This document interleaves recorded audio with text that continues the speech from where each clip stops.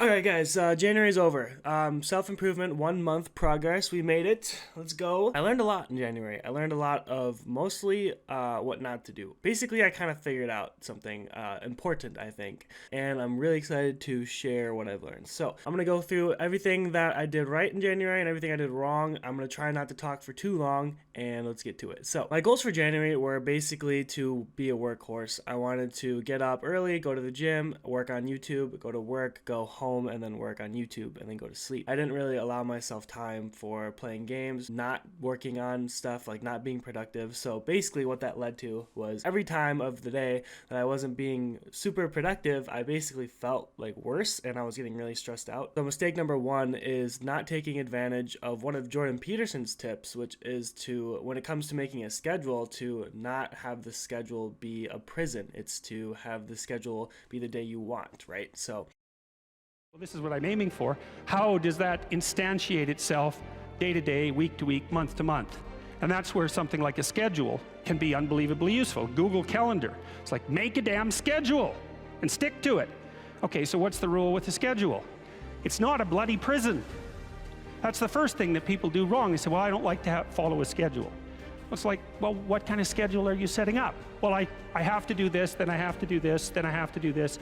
You know, and then I just go play video games, because who wants to do all these things that I have to do? It's like, wrong. Set the damn schedule up so that you have the day you want.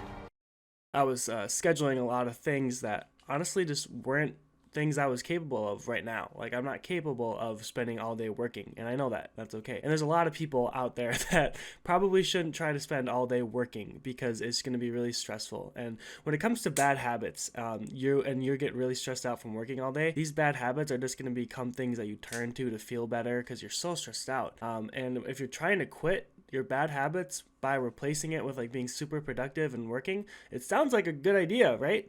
But in reality, I think what it was doing for me was it was making it worse. So I noticed when I was putting all the stress on myself to be extra productive and everything like that, my eating actually got worse. And that was the main thing I was trying to fix. And my mindset behind fixing that was that being productive, doing all these things was going to increase my self-image, and it was increase the value that I thought I held on myself. And I wouldn't feel like I had to treat myself like bad by eating wrong. And I think what I have to do now in February is actually the opposite. So I made a new weekly schedule. Basically, as you can see, I schedule in the basic stuff. Like, I am working on basically scheduling in the stuff that I do every day. So I have sleep, gym, work, and free time, and then I scheduled in YouTube. That's like my 1% better. That's what I'm doing. So like you've heard get 1% better every day. I'm gonna schedule in YouTube and actually like not force myself, but I'm going to make the prior commitment that I need to work on YouTube for at least an hour a day. And I guarantee you I'll do it longer than that. Like right now, like, let's see what it even says. So on the weekly schedule, it actually says that I should have woken up at 7 today. I went to the gym already and work on YouTube by 10. It is 9 o'clock. I woke up probably an hour and a half ago. I ate already, and I'm working on YouTube right now because my friend wants to go to the gym later, so I just kind of moved that around. Which is another great thing about not being overly strict about your schedule, is you actually have freedom to make decisions.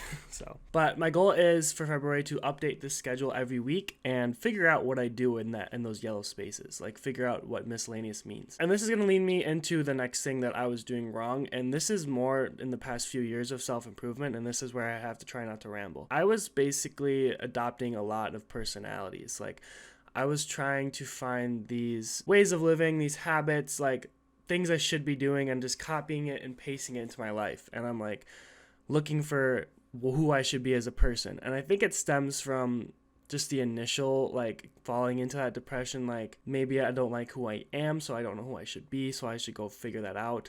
And I did it all wrong. Instead of going online looking for self-improvement tips, which is good, but you have to use them, right? Basically, I was looking for other people that tell me like how I should live, instead of taking a look at myself and looking at how I live already. There's this analogy that Hamza uses. It's called the rubber band analogy, and I've been using this clip for that because I don't have a rubber band. But basically, the whole thing is, if your starting point's here and you're trying to get to here, but your self-image is not here, your self-image is still at your starting point, what happens is you stress yourself out. And as you move towards that goal, you can't hold it anymore because it's not, you don't do the things you're doing, you don't hold equal to who you are, right? You just feel like you're doing way too much extra. And then what happens is you snap back.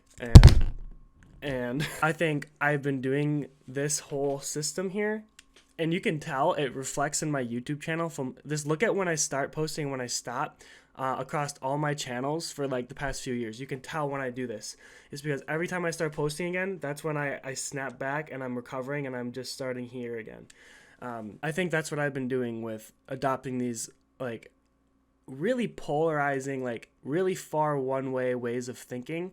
Like I went from the whole Jordan Peterson get 1% better every day, doing the schedule thing, which basically I think is a good way to think about it, but I wasn't satisfied by it because I hadn't experienced the full other end of the deal. So I don't have the vocabulary to explain what I'm fucking saying, what I'm thinking, but I didn't appreciate the 1% better every day, and I didn't appreciate the humbling yourself to where you actually are. And I didn't appreciate the creating the schedule you want, not having to be so hard on yourself to get better.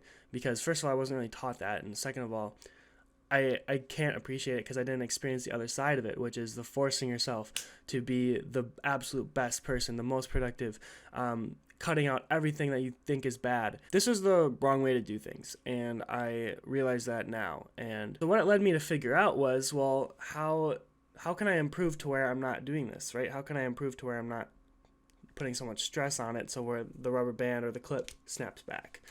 What I can do is figure out who I am, like figure out where I'm starting.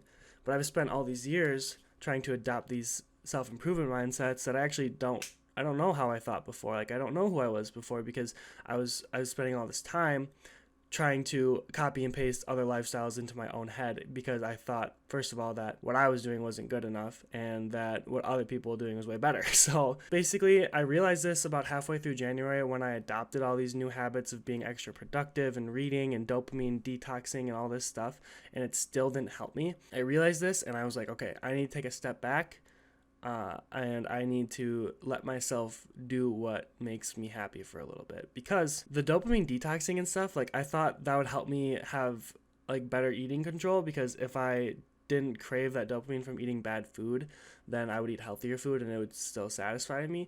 But what I think I'm actually finding is that when I allow myself to do the things I like throughout the day, like check my phone, play games, drink a little bit of extra caffeine as long as I go to bed, listen to crazy music all the time, not force myself to do a ton of things that I don't like. And I'll talk about the balance between that as well in this video, because you should still do things that are hard and cause this to stretch, but I'll get to that. When I do the things that I actually enjoy throughout the day, I don't feel like I have to eat like shit at the end of the day, because I haven't been like stretching the band the whole day, and I actually am satisfied from what I have to eat, because I'm like, yeah, I have to eat this. Like the rest of my day was good. Why would I have to eat a bunch of shitty food to feel better? So with that being said, the goal for February is to allow myself to be who I am, live the day, have the days that I want, right? Create the schedule that I want. And eventually, where it says miscellaneous, like all those things, or maybe where it says YouTube, I can expand how long I'm working on YouTube, or I can add stuff to miscellaneous, like stuff that I like playing guitar, playing piano, streaming. I would like to start streaming consistently on YouTube and Twitch, because I think it's really fun and it's a good way to make at least playing video games a little bit productive. It's like just by entertaining people. It's funny because I had this realization during January too, like I was learning usually from Hamza, like most of this, because I just binge watched a ton of his videos, is like I was learning like I should be super masculine, like I should try to be an entrepreneur, make a ton of money, and I should work hard. And there's a difference between working hard on things that like aren't good for you and then working hard on things you actually want. Like the value of things that you actually want, even if it's not making $1 million, is like it's better than the value of working on shit you don't want, because what really matters in life, I think, is just what makes you happy every single day. And like the life is way too short to just not work on what makes you happy. But there is still that balance of doing shit that's hard, and I'm gonna touch on that last. But I realized, like with YouTube, part of the reason I probably quit YouTube a lot is because I start adopting the mindset of making videos to grow and making videos to make money someday. And I actually don't really like truly, I'm not saying this to like sound so whatever, like I actually truly don't care if I don't make money on YouTube. If I did, that would be insane, right? And I understand the YouTube game, and if you want people to watch your videos and if you want to grow, you have to orchestrate your videos in a business sense where you're hooking the viewer, you're keeping them watching. You spend 25 years on the thumbnail and the title. And maybe I'll grow a little bit in making YouTube videos to where I can do that without completely like stressing out about it.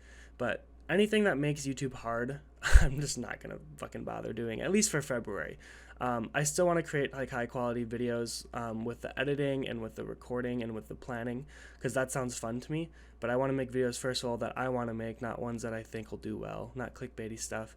And I'm not going to worry too much about the business side of things, because that's why I feel like I quit YouTube every so often. So the final point of this video, I think this is really cool, so I really hope you're watching. But this clip, so the whole analogy with the putting stress on yourself, and then the clip snaps back, because the reason the clip snaps back is because you're doing things you can't handle, and it's just a matter of time before the last straw breaks the camel's back, right? So I think when you stress yourself out and snap back, it's because you're doing things that you know aren't you, like things that actually don't really matter to you. And maybe the things you think you should matter, but maybe the things that only matter are the things you truly believe matter to you, right? So you're trying to progress in life, and it's just not ways that are working for you, right? And by ways that aren't working, I mean things that you don't actually care about. So I think what you need to do, and to avoid this snapping back, and let's pretend the top of the screen is the starting point and the bottom of the screen is going to be like reaching your goal. So you are here and you're trying to move towards the bottom of the screen to get closer to your goal, and you keep snapping back, keep snapping back. Well, then what you have to do, literally, in order to stop snapping back, is to lower the end goal here, or lower this bottom point, so that your starting point moves you forward. So how you do that, and here's my theory, is this is what happens when you do stuff that doesn't even matter to you, that really stresses you out. You go and you step back. And this is what happens when you figure out who you are, you actually figure out what you truly want, you're honest with yourself, you humble yourself to where you are in life, and you start as low as possible, and you do the things that you love, and you grow in those aspects. What happens is you go down, and then the bottom point moves down, because you've grown, and then you're there, and that's it, because this is who you are. It's not stressful to be here. And then you can continue to grow, and you keep pushing. It's like a fucking fish or something. I don't know. I hope you get what I'm trying to say with that. I don't have the vocabulary to explain how I am thinking, but this video is too long. But with that being said, goals for February are to follow the schedule, make a new one every week, figure out what I like to do, figure out who I am, and grow off of that, and stop trying to be somebody else. So anyways, I'd like to thank you guys so much for watching. Please like and subscribe to the channel. There's going to be a lot of changes coming to the channel, because I want to start making videos that sound fun to me. So hope you guys enjoy those. Anyways, have a good rest of your day. Peace out.